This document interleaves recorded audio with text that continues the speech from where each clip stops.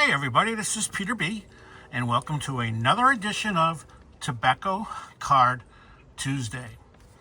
We're going to continue with the T205 set, and we are on the D's, going alphabetically. First one today is Arthur MacArthur Devlin. He had a 10-year career, primarily as a third baseman. In 1904 through 1911, he played for the Giants, 12 and 13 for the Boston Braves. He was a decent hitter, great fielder, and stole many bases. On June 23, 1910, he had an incident with a fan. The fan called him a dog, so he charged into the stands to get him. Teammates Larry Doyle and Josh Devore followed him into the stands to help. All three players were thrown out of the game. Devlin was traded to the Braves before the 1912 season. Unfortunately for him, the Giants went on to the series in 1912 and 13. They won the series. Devlin retired from the Braves in 1913. The Braves went to the series in 1914 and became the Miracle Braves, so he just missed out on 3 World Series.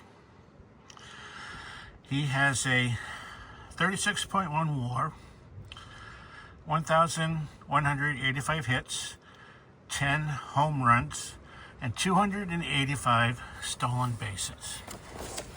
And here he is. He's a National Leaguer, so you get the head portrait on a solid background. And this is a Piedmont. And note the 1911 and T205s were the first to have bios and statistics.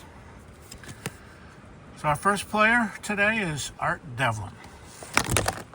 And I am so sorry. It's very windy out here today.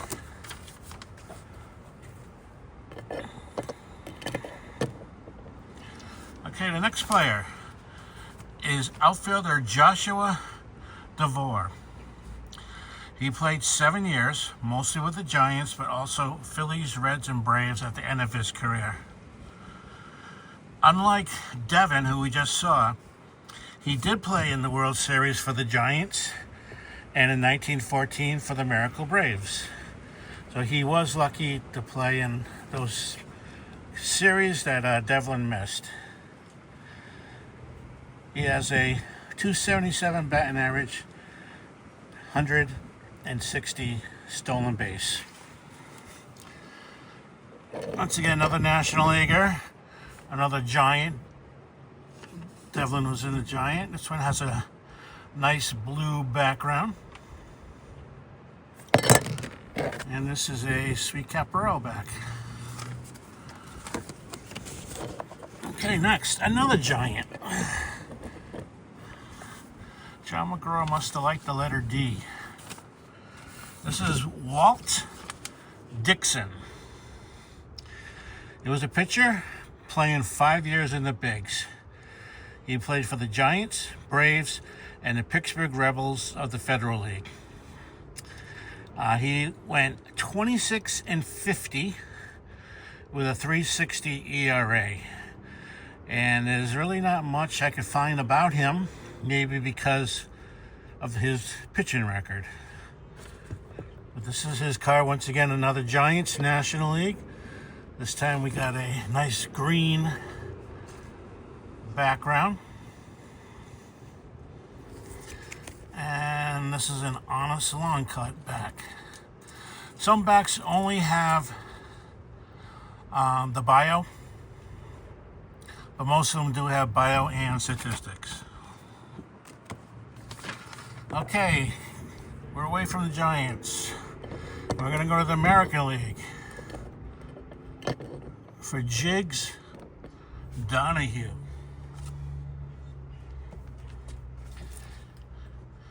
He was a first baseman who played 9 years in the major leagues for the White Sox, Milwaukee Brewers, no, not those Milwaukee Brewers, the 1901 Milwaukee Brewers, and the Washington Nationals. No, not those Washington Nationals, the 1900s Washington Nationals.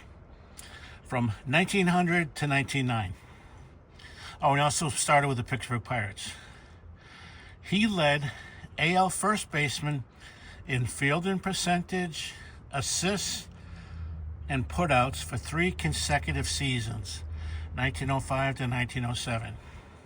He still holds the single season putout record with 1,846, as well as the single season range factor, averaging 12.65 chances per game.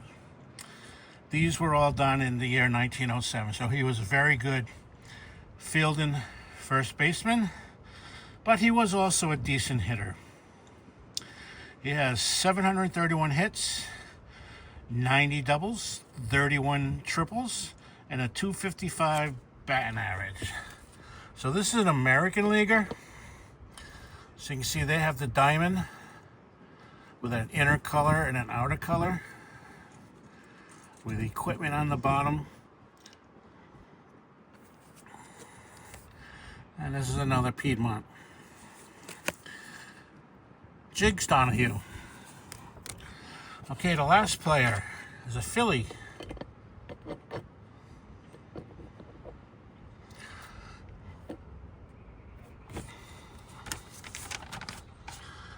Charles Red Dooin.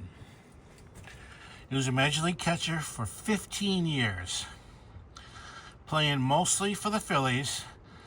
He also played for the Giants and Reds at the end of his career. He played from 1902 to 1916. He was an outstanding defensive catcher who caught in 1,124 games for the Phillies, a team record, until Mike Lieberthal topped it in 2006.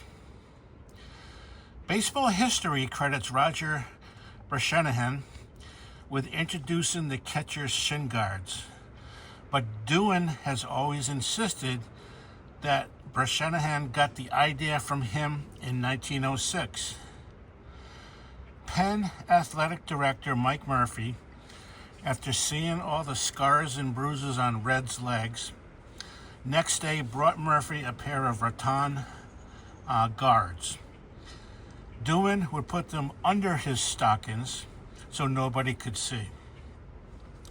A year later, Bresnahan slid into home plate, and in the collision, he went down.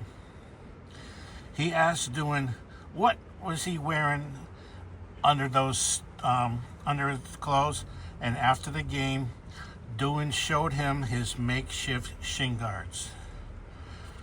That caused Bresnahan to go down to a Philadelphia sporting goods store and have a pair made up.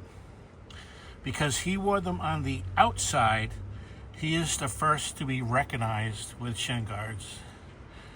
Dooin had 961 hits and a .240 batting average. So that's this week's 5 T205s. Ending up with the Phillies, Charles Dooin, with a Piedmont back. So I hope everybody out there has a very nice Tobacco Card Tuesday. Thank you.